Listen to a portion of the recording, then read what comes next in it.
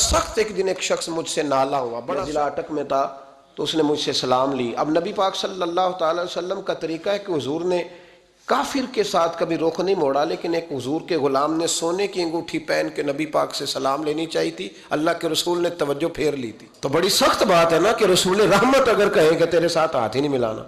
تو وہ صاحب آئے تو میرے ساتھ سلام لینے لگے، تو میں نے کہا یہ سونے کی انگوٹھی اتار لیں۔ کیا کریں؟ مطلب یہ کہ آپ کمزور ہیں، آپ کس حد تک بات کر سکتے ہیں؟ لوگوں کی اپنی بات قبول کرنے کا بھی اپنا اپنا زاویہ ہے کہ یہ میرے مطلب کیا تو یہ قبول ہے، تو یہ میری طبیعت نازاں پہ، میرے مزاج گرامی پہ گراں گزری ہے، تو لہذا میں اس لفظ کو قبول نہیں کرتے۔ بس میں نے کہا میاں اتار لو۔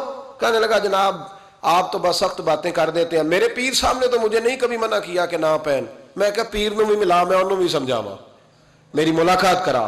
یہ کون سی پیری مریدی ہوئی کہ باقی سارے کام لینا اور دین کے بارے میں کوئی لفظ بھی نہ ادا کرنا کہ نماز پڑھ، روزہ رکھ، یہ بتانا ہی نہ؟ یہ کیا مطلب ہوا؟ دھندا ہے کوئی؟ نذرانہ ٹائم پہ وصول کرنا اور اسے کبھی نہ کہنا کہ اللہ رسول کی بارگاہ میں جھک جا، اپنے طواف کرائے جانا اور بیت اللہ کا رستہ ہی نہ دکھانا، کیا مطلب ہے ان باتوں؟